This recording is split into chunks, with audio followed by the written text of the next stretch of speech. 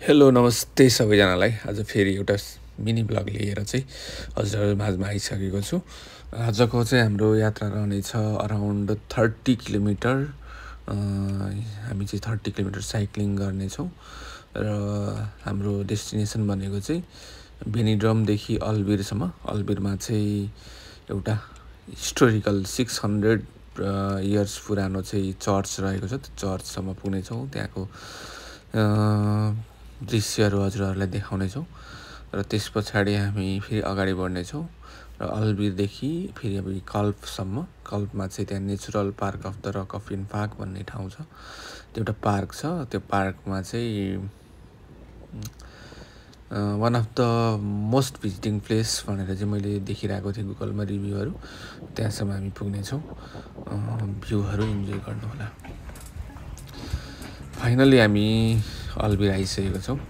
हजुरहरू चाहिँ यो गल्ली देखेर चाहिँ मुस्ताङको त्यो जेरी गल्ली भन्ने चाहिँ नसोच्नु होला। त्यहाँ जेरी फिल्म सुटिङ गरेको एउटा गल्ली यस्तै खालको छ र त्यसको नाम नै जेरी गल्ली भनेर राखेको छ। त्यो चाहिँ होइन। यो चाहिँ एकदमै ट्रेडिसनल गाउँ रहेको छ र यहाँको घरहरू पनि ट्रेडिसनलै छ। अहिलेसम्म भत्काएर फेरि रिनोभेसन गरेको देखिन्न। एकदमै पुरानो गाउँ रहेको छ। यो चाहिँ लगभग हामी हाइवेबाट चाहिँ 20 मिनट जति चाहिँ हिँडेपछि चाहिँ हामी चर्चमा पुग्नेछौँ। लगभग हामी पुग्न लागिसकेको छौँ। अब यो चाहिँ हामी सिडी चढिसकेपछि चाहिँ हामी चर्चको प्राङ्गणमा पुग्नेछौँ। भ्यूहरू इन्जोय गर्नुहोला। जहाँसम्म लाग्छ हजुरहरूलाई पनि यो भ्यू मन परिराखेकै छ होला। र फाइनल्ली हामी चाहिँ ठ्याक्क चर्चको प्राङ्गणमा आइसक्यौँ।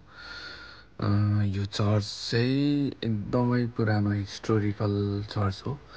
अराउन्ड 600 इयर्स पहिले चाहिँ यो चर्च बनाउनु सुरु गरेर रहेछ र त्यस्तै नै रूपमा अगाडि बढ्दै जाँदाखेरि 1901 भनेको 1901मा चाहिँ फेरि यसको चाहिँ रिनोभेसन गरिरहेछ। भत्केर अलिकति जीर्ण अवस्थामा पुगेपछि चाहिँ रिनोभेसन गरेर चाहिँ अहिलेको चाहिँ करेन्ट यो चर्च बनाएको रहेछ। र चर्च चाहिँ एकदमै राम्रो छ। भित्रको भ्यू पनि एकदमै मेजमराइजिङ भ्यू छ। हजुरहरूलाई म भ्यू देखाउनेछु। यो भ्यू इन्जोय गर्नुहोला।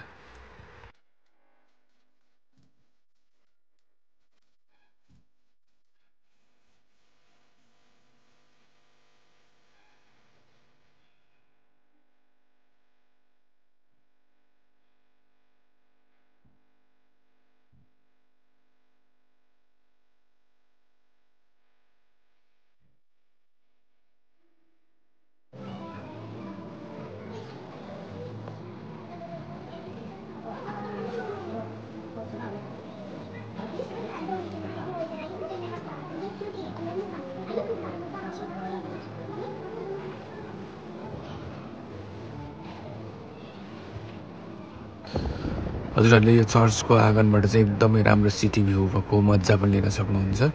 यो अल्तिया सिटी हो। एकदमै राम्रो भ्यू छ। इन्जोय गर्नुहोला। र यसपछि चाहिँ हामी अब फेरि कल्पतिर लाग्नेछौँ, जहाँ चाहिँ एकदमै नेचुरल पार्क अफ इन्फाक भन्ने एउटा पार्क छ। त्यो पार्कमा चाहिँ हामी जाँदैछौँ। त्यो चाहिँ one of the most happening place भन्छ स्पेनमा चाहिँ। गुगलमा पनि एकदमै राम्रो रिभ्यू छ। त्यही भएर जान मन लाग्यो र हामी जाँदैछौँ। बाटोको भ्यूहरू हजुरहरूले इन्जोय गर्न सक्नुहुन्छ। यो बाटोमा जाँदा चाहिँ एउटा ताल टाइपको एउटा ताल वा पोखरी टाइप रहेछ। हामी त्यहाँ रोकेर चाहिँ सो भ्यूहरू लियौँ र फाइनल्ली हामी चाहिँ अहिले रक अफ इन्फाकमा पुगिसकेको छौँ। यो रक अफ इन्फाक पार्कको विशेषता भनेको चाहिँ यहाँ चाहिँ 332 मिटर अग्लो एउटा चुनढुङ्गा रहेको छ। यही ठुलो रकलाई चाहिँ बेस बनाएर चाहिँ वरिपरिबाट चाहिँ पार्कको रूप दिएको रहेछ र यहाँ नेचुरल रूपमा पनि एकदमै रिच छ है। यहाँनिर चाहिँ यहाँ मात्र पाउने खालको बोट बिरुवाहरू पनि रहेछ। तर चाहिँ यहाँ आएर मात्र थाहा भयो। र भ्यू पनि एकदमै राम्रो छ। हामी पनि यहाँ आयौँ, भ्यू इन्जोय गऱ्यौँ अनि एक दुईवटा फोटोहरू लियौँ एउटा मेमोरीको लागि।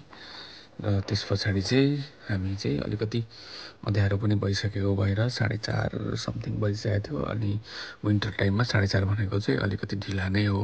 घाम अस्ताउने बेला भएपछि चाहिँ साइक्लिङ गर्न अलिक गाह्रो हुने भएको भएर हामी चाहिँ फर्क्यौँ घरतिर।